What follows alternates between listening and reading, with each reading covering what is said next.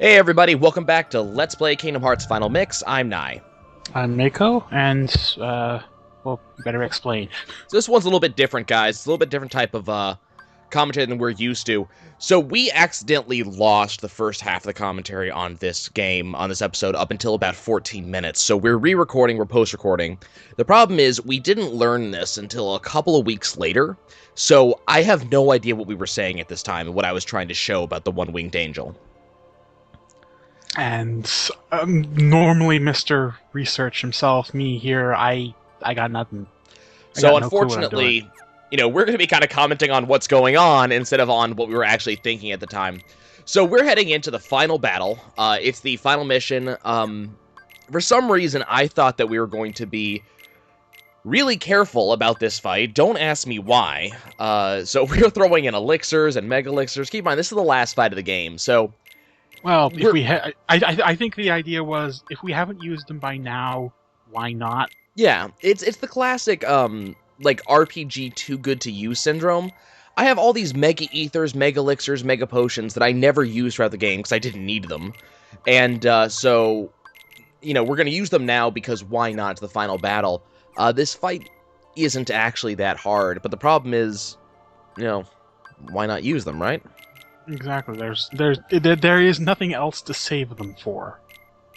But considering, we beat Sephiroth, we beat Kurt Ziza, we beat the Phantom, this is not going to be a tough fight. Anything else is just after the fact at this point. Yeah. I remember way back when I was playing Chrono Trigger, and this was like the very first time I played through. I happened across you know Ayla, the cave woman. A little bit, kind of a little bit. One of her abilities is your default steal thing, right? Steal and there is an enemy from which you can steal mega elixirs. Well, so just steal a ton of them, and then we'll never use them because they're too good. No. Basically, I burned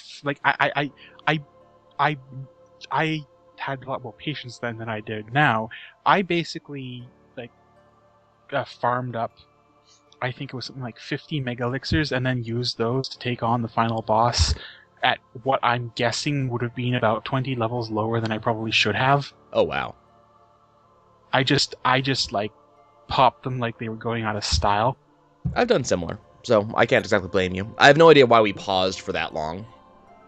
Might have been looking something up. Possibly.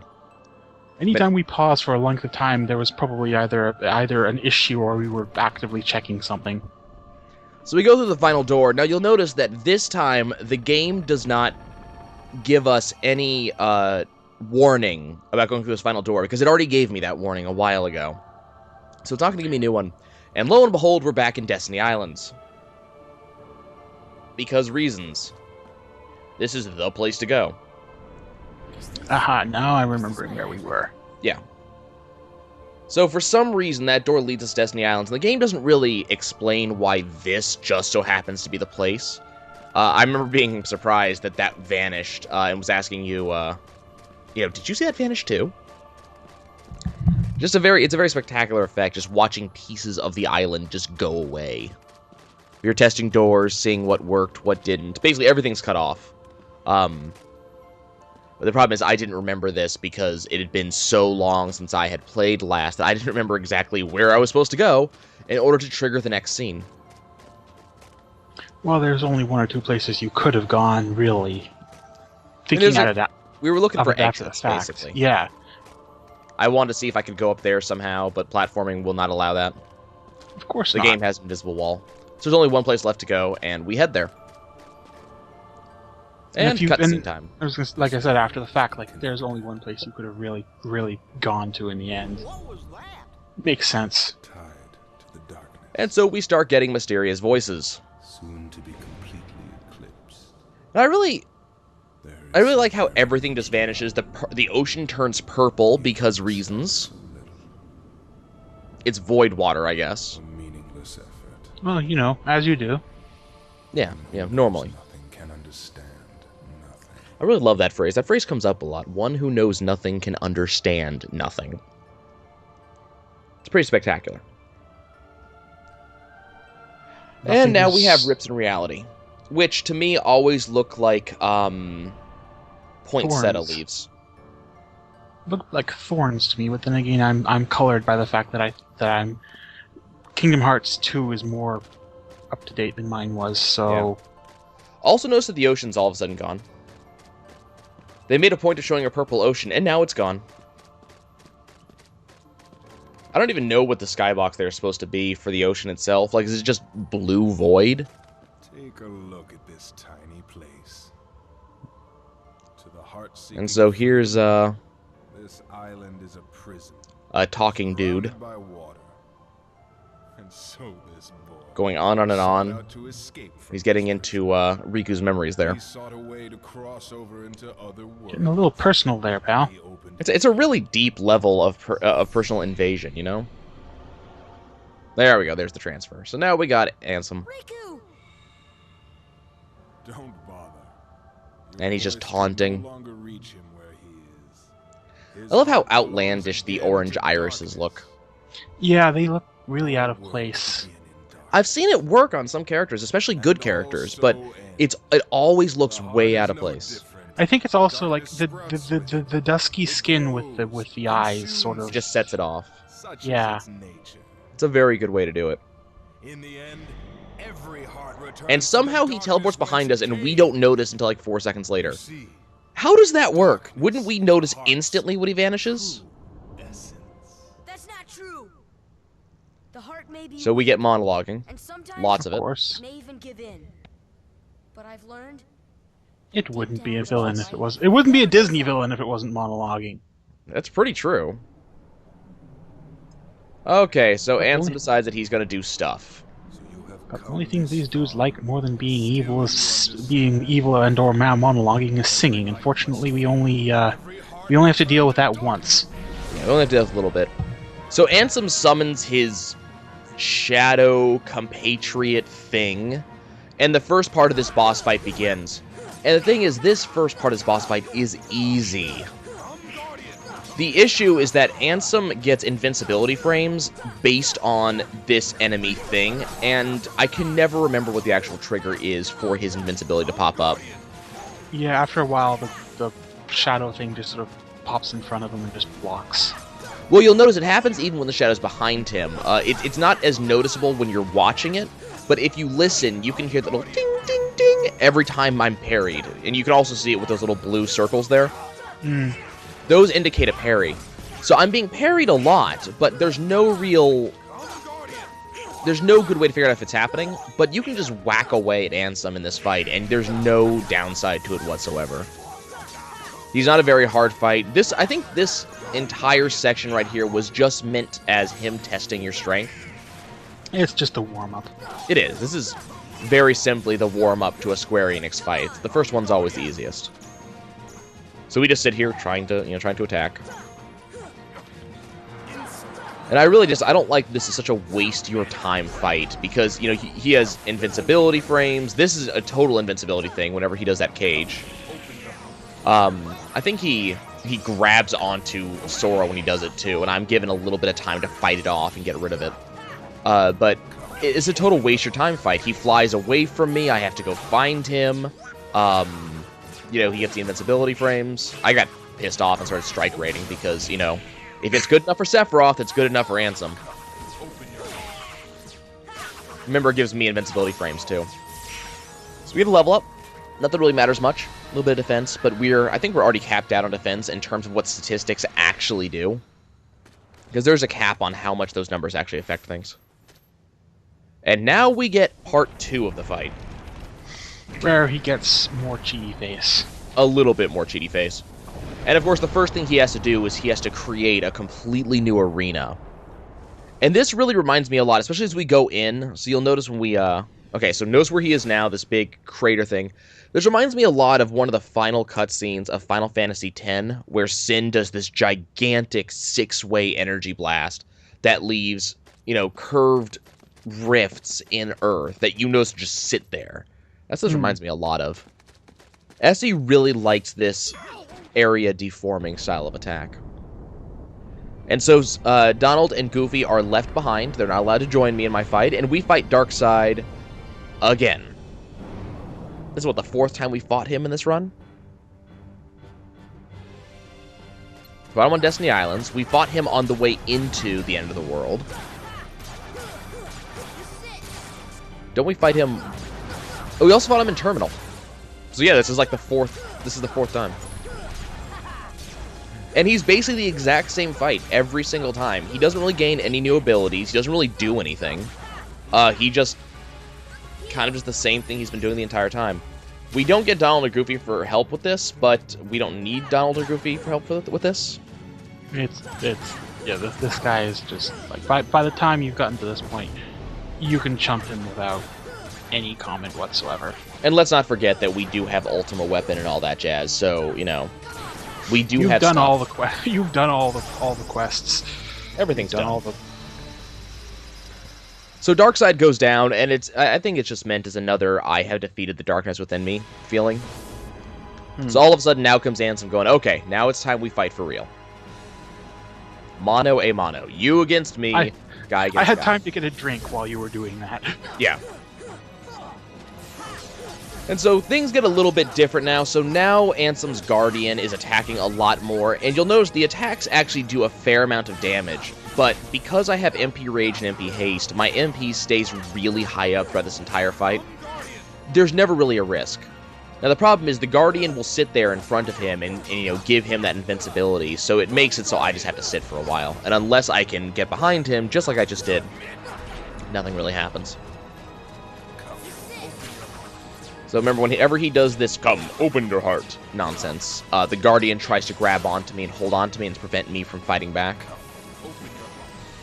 You'll notice that my attack command changes to freeze when that happens. If I hit attack while that happens, I am frozen with the Guardian holding on to me. I was pretty good about dodging it for the first couple of times, but... So now we start getting some of his cheaty face attacks. Ansem is completely immune to any form of damage while he's doing this. And I remember, Mako, during this portion of the fight, you were talking about noticing how sometimes Cure would heal me to full, sometimes it would only heal me to half, and you're kind of weirded out about that at this point. Yeah, I'm trying to remember now, like, what if we actually ever worked out what the cause of that was. You went and looked it up, and it just we never figured it out because because Cure, the amount you get cured is based on how much MP you actually have maximum, so your magic power. We never figured it out. I said I thought the HP bar was logarithmic, and that was about all we came up to. Yeah, see, most magic is actually affected by your MPs, by the amount of MP you have. Not how much you have, how much your maximum is. How much you have is different, which isn't affected at all. And this is just a very much of a padding section of the fight right here. It's just he's continuously throwing invincibility at me where he is now. He's doing extra damage. He's sending enemies at me. He's doing a lot of a lot of nonsense, and I just have to weather it. He's on his last HP bar. And this pause is where we will skip to the past. So now you'll have past us who actually know what's going on and what we were talking about at the time join in with Mako talking about doing that research. So we'll see you guys in the past. You die, please. Seriously, Really? Why is this even an ability you can use? Because they needed to pad the gameplay. Yeah, see, sometimes you heal about half your health, sometimes you heal, like... Did you notice that he hit me immediately after I healed, though? Yes, but that wasn't what I was getting at. I'm just looking at, like, the heal... The amount you heal when you heal. Sometimes you cast Cure and you God get damn it, go it's back. not giving me any chance to actually hit him. Like just looking at where you're healing from on your life bar and how much you're healing. You tend to heal right around when it's at 12, when the bar gets to about 12 o'clock or thereabouts, and it takes you to It might be on a logarithmic scale. Could be. Oh wait, I bet I know what's going on. It might be being affected by how much MP you've actually got left. I don't think so. I'm gonna look this up because this is something that I'm curious about now. And we'll just wait for Ansem to do his stuff. Okay, we're in darkness. Darkness is happening. Behold the endless abyss. Within it lies the heart of all worlds. He has just cast us into darkness. And there's the door to Kingdom Hearts. It's a place. You are able. It's You'll real. Find even the smallest glimmer of light. From those Dude, I can dark see it. There must be light all there. hearts born. I think this guy has no idea what he's talking about. Well, the overall power of Cure is determined by your maximum MP, but Yeah, current Cure shouldn't. But there's fluctuation there, so So, Ansem's doing stupid things. He's created a dreadnought with a face on it. 2 faces on it. Not to mention his own ugly mug. I don't even. I really don't. you supervillain rule number 23: don't become a boat. Up already? Yeah. Come on, Sora. I thought And then you we were lose Donald and Goofy because, reasons. This can be the hardest part of the fight or the easiest part of the fight. That's right, I can fly, god damn it. I'm kind of a boss like that. And he's just like, oh, well, I guess that happened then. What am I attacking right now? I'm attacking him, okay. So depending on what part of this fight you're in, you will attack different things. So right now, I attack him. And Ansem is just hanging there. Now, the thing is, Ansem's umbilical to the ship now, so he can only go so far. Yep, Although I'm pretty sure he has ranged bullshit to deal with you. he does. Can you stop that? But he also has squishy defenses, and you are gonna get murdered in a moment because Am you're I? caught right in the middle of his laser lattice bullshit. I feel like I'm doing okay. He can laser lattice all he wants. I learned how to deal with that from Tower of Guns. I think he just actually popped off a bunch of green orbs. He did, yeah. See those little small black things? Eh. Yeah, those are attacking me, and when I kill them, they drop green orbs. Yes. Can you... Look, can you just... Look, I got places to go and shit to do, okay? Can you just fall over already? Darkness. Yeah. He's just... Okay. So his current thing is done. I forget what the next phase is. Yeah. I think I remember. So his response is, oh, okay, well, it's nap time.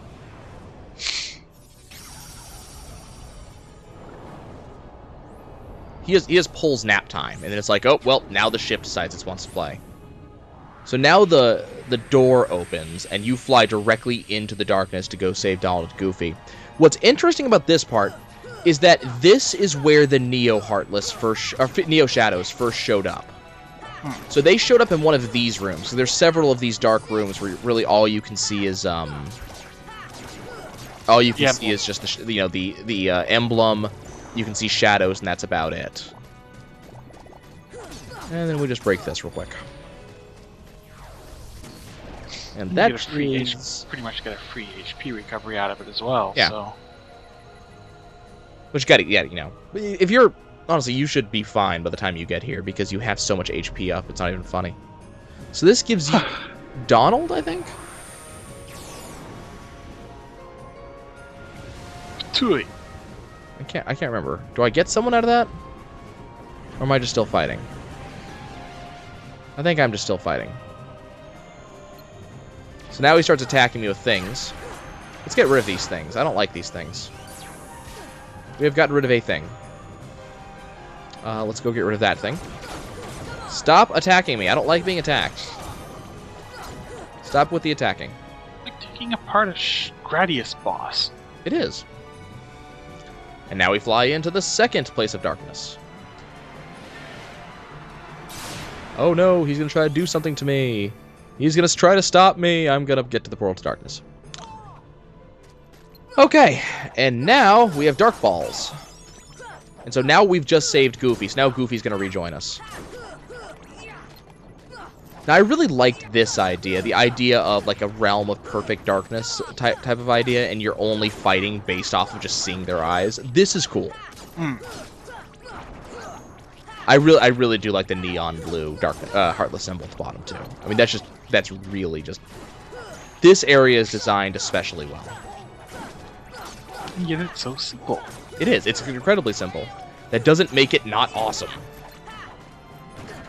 Should be almost done. This should be the last guy right here. Oh, hey, look, a Mega Ether. Which you'll never get to use. Another Mega Ether. Well, if you've used up all of your items, picking up an item will automatically fill your item pool. Oh, right, I forgot about that. Not that this is something that has happened or is likely to happen. Okay, so that should spit me out again. And now we'll have to beat the crap out of some other part of the ship. I don't get the whole ship thing. I really don't. Yeah, they don't explain it. Oh, and now the mouth is a thing. So now we have huge forehead thing that we get to just beat the crap out of. You're beating the crap out of the figurehead of a living ship. I don't. What is with Disney things and gigantic screw you foreheads? An animation thing? I don't know. Like, go watch Disney's Hercules and look at the centaur. They're the one that's attacking Meg to begin with. It has a gigantic screw you forehead. See, honestly, I could make a couple hypotheses, but I really don't want to go there, so... Okay. Face of the ship is broken. It's gonna make a funny face. Funny face. And now we have to fly into its mouth. No, I'm sure this will go well. But first, let's break some things. I'm sorry, Ansem. I do not like your ship design. No, you can't have these either. Is this required? No. Am I doing it anyways? Yes. What did he drop for me? Mega potions. Okay. Let's go into the Portal of Darkness. And this should be Neo Shadows. Also, no, it's Invisibles. Huh. Also, Donald. Yeah, well.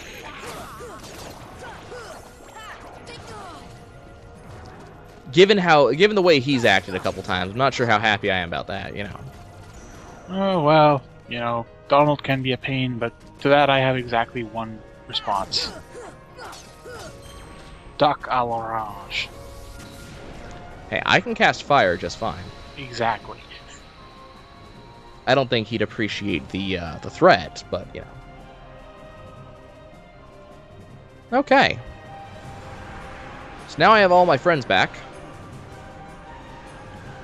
And the figurehead of the ship is kind of not doing well. In fact, it just exploded. Oh no! Oh, and it might be time to go play in the middle. Yeah, I think we've just... With that big bulbous thing that has a face on it. Attack the core! Just... Oh, have you looked into Sunset Overdrive? I don't own an Xbox. Shame. One, so they have an amazing the final boss. You have to attack the power core, and it's because it's a gigantic robot, and it goes, "What are you trying to doing? Are you looking for a power core? I don't have one of those." And you start attacking it, and he goes, "Wait a minute, I have a power core. Why do I have a power core? Everybody knows the only reason you have a power core is to have it destroyed." Like it's amazing. No, I don't destroyed power cores. Whoops. Well, you just gave him a fatal case of indigestion.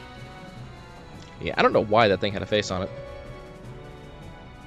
This is like a Disney product. Everything's got a freaking face on it. His shoulders have faces on them. Exactly. Oh no, he's awake again. Ugh, just 5 more millennia. Yeah. What? Like, that weapon caused me any issues earlier when I just walked in and started beating the shit out of you. No. Stop doing that. On our own, this didn't give us any give us any issues. Do you really think that? Now that we have friends and friends, a giant blade that's like a key, lightning bolts on command. I have someone who can heal me. No, stop that. He's actually pushing me away from him, by the way. For those who are not seeing it, I'm actually being forced away. There we go. Notice how big he is compared to me now, by the way. Oh, he's not going to survive much longer. Nope. That's him done. Now I can put the controller down. I think that's all, isn't it? That's it. Big booms. Oh no! Honestly, I think the throne would have been a better fight. I don't know why the big thing with a horrific face and arms was not part of this boss fight. But whatever, I guess. God blam. At least it blew up real pretty. It blew up real good. Did you see that I got Combo Plus on the way out? That was amazing. Real useful. I don't get why games sometimes have you level up on the final boss. It is futile. What is this twitchy thing he's doing? Keyblade alone cannot seal the door to darkness. Mm-hmm. Kingdom Hearts. So this is the weirdest sequence of events. Basically, see, I got this, and you got this even when I played it the first time. It's really stupid. Yeah. I mean, the problem is it's stupid. You're wrong. Supreme Darkness. Yeah, he spent this entire game working towards this one thing, this one great thing that he's been working towards, and you know what? He got it wrong. Well, you also get hints about this in a lot of different directions, saying that, hearts are born from it and things like that, and they make a big deal out of hearts. So how could hearts be darkness when darkness is supposed to be bad? So the issue is that it's both, as will be demonstrated in just a moment. A good heart is a good balance of good and bad. Yeah. So they're trying to close the door, it's just not moving, and then Goofy suddenly looks in and understands what exactly is in Kingdom Hearts. Thousands and thousands and millions and billions of Heartless. I can't. Don't give up. Come on, Sora. So this is what didn't get really well Okay. explained in the original version of Kingdom Hearts, was exactly how Riku shows up on the inside of Kingdom Hearts.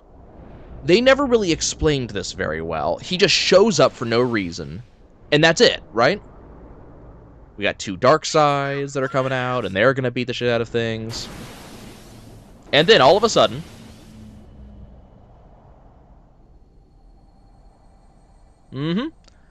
Two dark sides beaten just like that. And why, you may ask? Who was the badass? Mickey was the badass. Mickey, also a Keyblade wielder, badass enough to beat a dark side in one hit. Don't worry. There will always be a door to the light. I don't know why his back is to you the entire time. Actually, from what I understand, the problem with that was they had the Disney thing and they had the rights to use Mickey, but they only had the rights to use him in a very limited capacity. So they decided they wanted to, like that. That's why you never really see him throughout the game. Yeah. So they wanted to make sure that the time that they had available to use him, they wanted to make sure it counted. Yeah. Well, what's interesting, so the original game never explained exactly how Riku got on the other side, how he knew what to do, or anything like that. That cutscene that we saw earlier in the game, where you saw Riku kind of wandering around on a path, being spoken to by a mysterious voice. So Riku was in Kingdom Hearts, and I guess the argument is that because he gave himself over to darkness so willingly, he got to keep his form in, or something like that. So the king was also there, saw who he was, understood a lot more than we expect, and knew what to tell him. So where we are now is where Riku was. Now, what they don't explain is exactly how the king got there. It's the king. This is something that they just make comment on later. The king has a tool that lets him go places he really shouldn't. Now, this cutscene was not in the original game. Okay. No, this what's playing right now. Ah. It's Sora remembering like the good times with Riku because he's come to the conclusion he's never going to see him again. So kind of interesting. I mean, it's a good addition. Just it's kind of, as a person who's beaten the game multiple times, seen this cutscene multiple times, it's a little bit weird that got included, just kind of spliced in. Oh, hey, look, there's Kairi. Not for any reason, mind you, but hey, look, there's Kairi.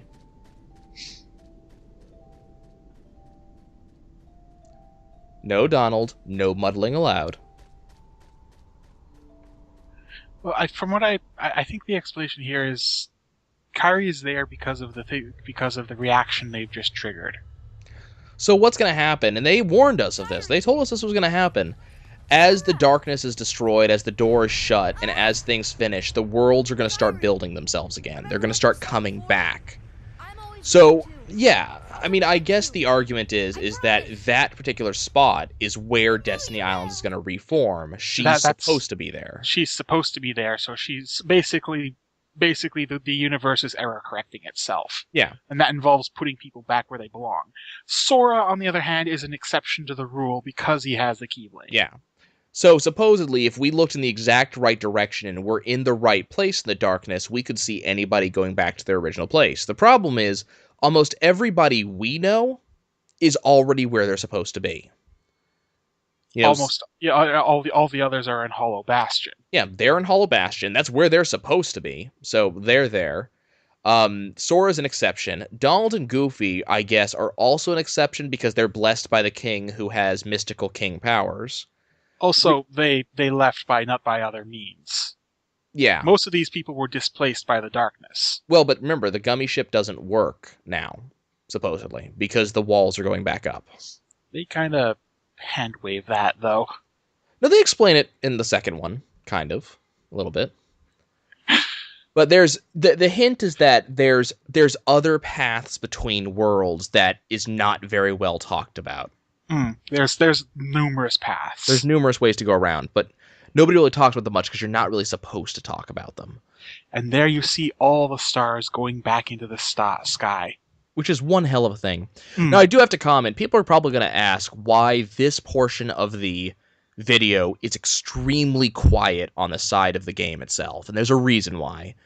Back when I played through Kingdom Hearts 1 originally, and Mako's in there going, what the hell are you talking about? I have to edit this out. You've told me this one, actually. So, back when I originally played Kingdom Hearts 1, apparently this song, which is Utada Hikaru doing Simple and Clean, got content ID matched in a big way, and I had to have it excised from the game, from the video. The problem was I'd already gotten rid of the raw files at that point, so I couldn't fix it myself. So YouTube had to go and do an automated system that removed the song, but it also really screwed up my commentary on it, which was a huge... it pissed me off. Kind of a big deal. So I'm being proactive about it this time and ensuring that, as soon as this song starts, I turn all the sound off from the game. My apologies to anybody, but my response to you guys, anytime if there's something like this, is go buy the game. You should be playing it anyways. I prefer the original Japanese version of Simple and Clean anyway. I think both is okay. They're not bad, but I don't know. It's something about some of the lyrics just don't translate well. I don't think. I think they translate just fine. I just think it's one of those, it might just be better in the original Japanese. Yeah, but then again, I prefer subs to dubs, so man. Yeah. And then we get some flashcards, and generally these are just, flashes of previous cutscenes, though if I remember correctly, they start going into some other things. I might be wrong. That might be Kingdom Hearts 2 that does that. Now the question will be... Oh no, we're fine. We're good. It's gonna take a little while, but we're good. It's gonna take a little while. And we gotta watch through all the cutscenes first. That's why we're still here, guys. We haven't shut up because there's stuff on the way. On the upside, it's not nearly as bad as Rayman. Yeah, not nearly as bad as Rayman's credits. I'm also kind of interested by the whole. I'm enjoying reading the credits because of, like, the backgrounds to the credits. Mm. Like, this is a really well done credit sequence. Like, the backdrop to each name is subtly changing every once in a while. Mm. So, that's kind of cool. And it's a reminder of all the stuff you did over the past 40 hours to get this far. It's good stuff. I'm amazed. I didn't have nearly as much trouble in this playthrough as I did the last time I did this. Even though I was playing on what apparently is a harder difficulty than Proud Mode was in the first one. You knew what you were doing. Well, that helps. Keep on, I haven't played Kingdom Hearts in 2 years, though. At all. Yes, but there's some things you just don't. Yeah, but I'd played Kingdom Hearts before that. I'd beat it before that. Karu, Super Clean. 2 different mixes of it. Mm-hmm. Well, the original one is like the pseudo-techno one's the electronica one. Versus the... And versus simple, the actual closing. Say Simple and Clean is like the one that they generally associate with the as a sort of the series title. And here we go. Here we go. So coming out is going to be a cutscene that you can only get by fulfilling. This is going to be after the. This is new. This is new. They redid the. This must be for the final mix, or for at least for 2.5. I could. Yeah. Basically, there's a secret. There is what is sort of. Here we go. These are the ones I'm looking for. Ah, okay. This is what I was talking about.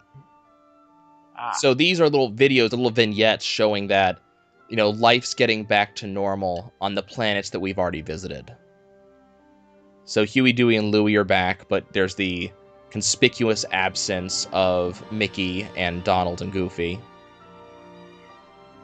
The inhabitants of Hollow Bastion are... Holy crap, look who I found! Holy crap, you're not dead! You can decide who said that one. Yeah, there's a cutscene. Pinocchio's a real boy now. Astonishing.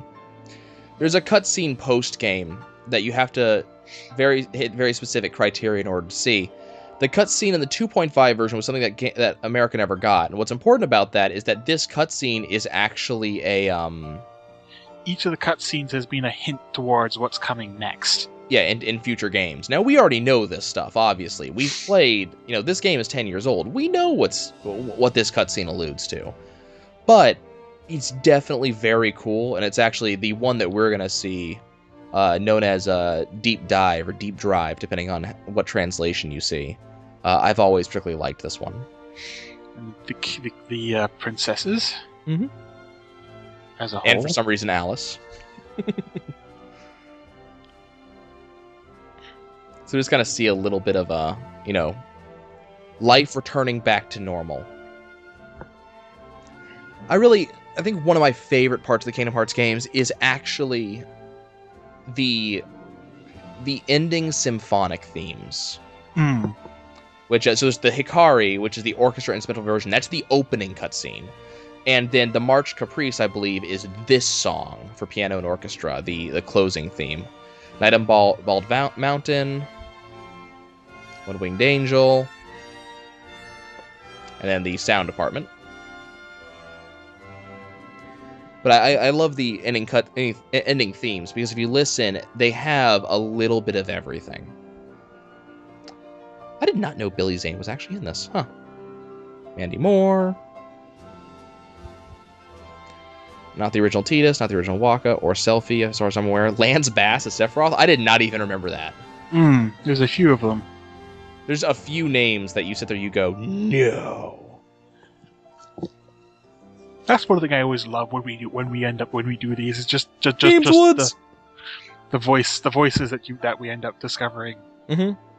In some cases, just the extra things like, no, You can't possibly be serious. Yes, yes, in fact, these are people that you know. It's like a game of 20 shades of IMDb. Well, I think the other thing was this Kingdom Hearts was one of the first games that had actual, like, really big voice talent. That was one of the good things that came out of Disney's side of that, is that they got to tap some really good well, not only material. that, but people like Lance Bass and Billy Zane and Haley Joel Osment, who, these are people who were actually known. These are known voices. And I'm sure there was some before this, but it wasn't until around that point, I think, that at least in video games, the whole voice acting thing really took off. And this may just be, me misremembering, but I think it was kind of after these games came out and stuff like that happened, that's when I started noticing things like Billy Crystal playing in Howl's Moving Castle or something like that.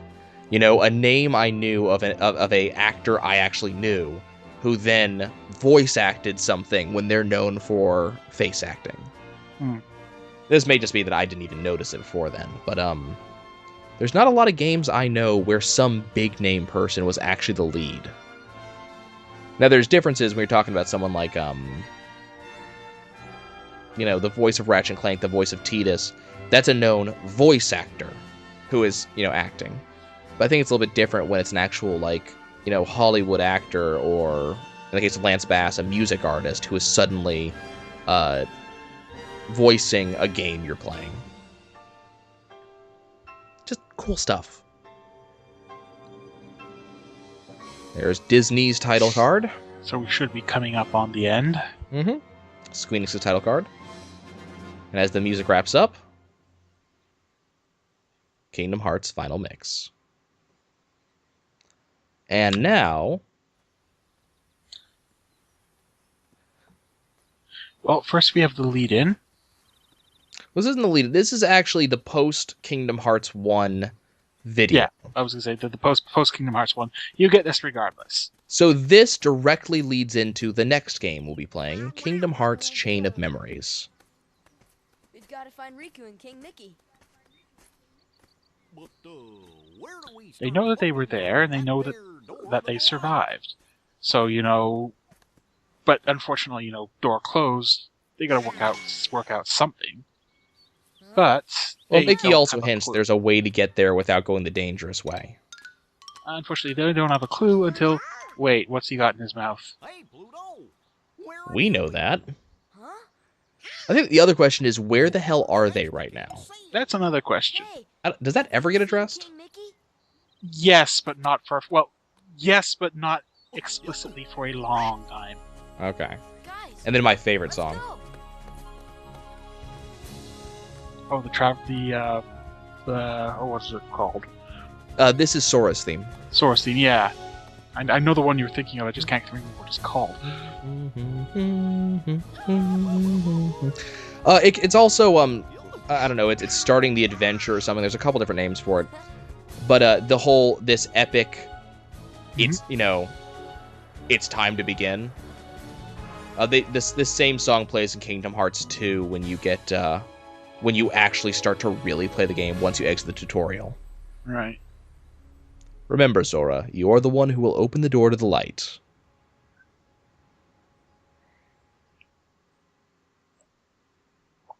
Just remember to close it when you're done. We're not made of money. And now we should be seeing... I hear it loading. There we go. Another Side, Another Story, also known as Deep Dive.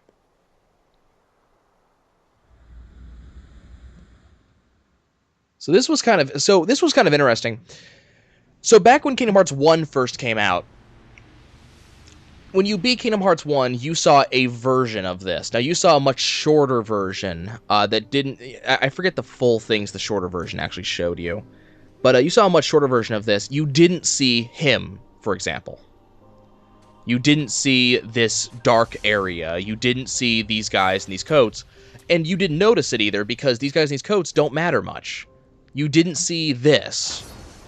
So there was a lot of speculation over what the original video meant in the first place. But then this came out, and all of a sudden you see someone wielding 2 Keyblades, not just one, beating the crap out of Heartless you've never seen, unless, you're playing Final Mix in order to have seen this. You know these are Neo Shadows.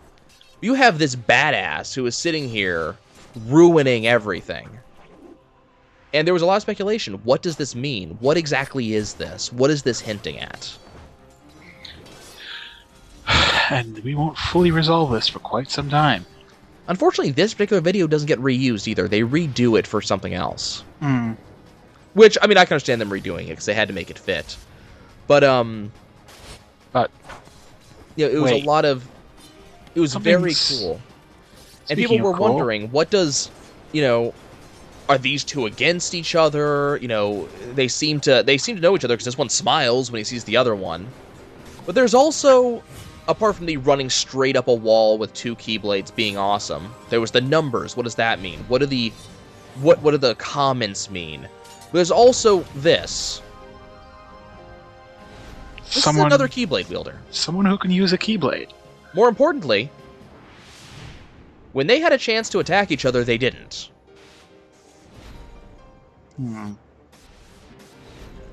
But yeah, there's a lot of there's dialogue sequences. Who's nobody? There's numbers. There's lots of different stuff, and a lot of speculation. There were entire websites dedicated to figuring out what this was and piecing this together. I remember that. You remember those? We'll go together. We see there's Mickey being a badass. And it stops, of course, at 2 rather than 1. Well, and this is where it keeps going, though. I went to see him.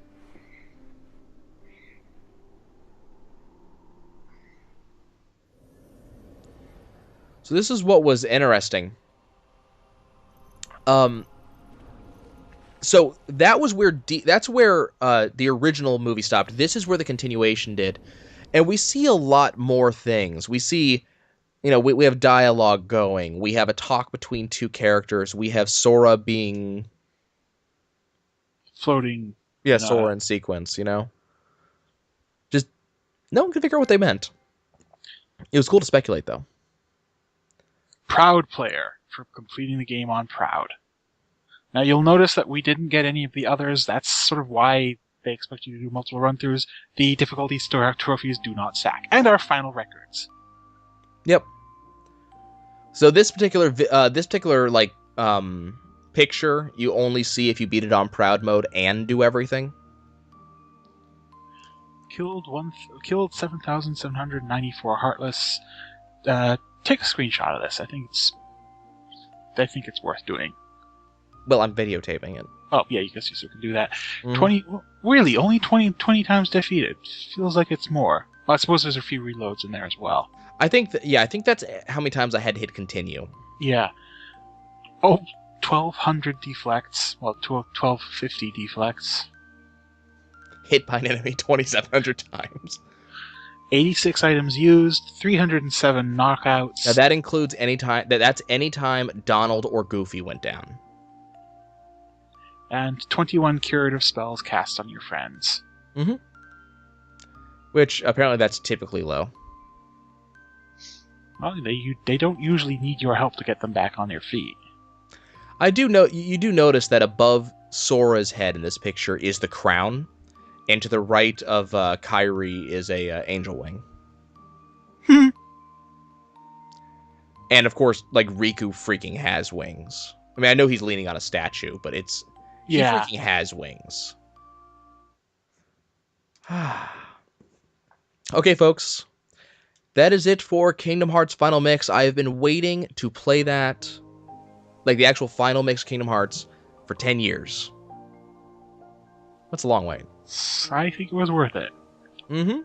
Definitely. We'll see you guys next time.